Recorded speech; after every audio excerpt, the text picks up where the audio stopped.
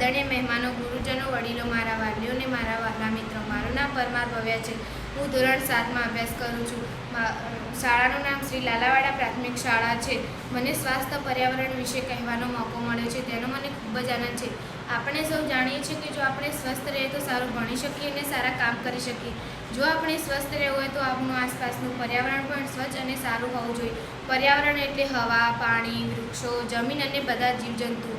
આજકાલ જોઈએ છે કે આપણી આસપાસ ઘણી ગંદકી થાય છે। વાહનોનો ધુમાડો, કારખાનામાંથી નીકળતો કચરો, પ્લાસ્ટિકનો વધુ ઉપયોગ, આ બધું આપણા પર્યાવરણને બગાડે છે। આના લીધે આપણને શ્વાસ લેવામાં પણ તકલીફ થાય છે। તો આપણે આપણા પર્યાવરણને સારું રાખવા માટે શું કરી શકીએ? તો વધુમાં વધુ વૃક્ષ વાવવા જોઈએ અને પાણીનો બગાડ ઓછો કરવો જોઈએ।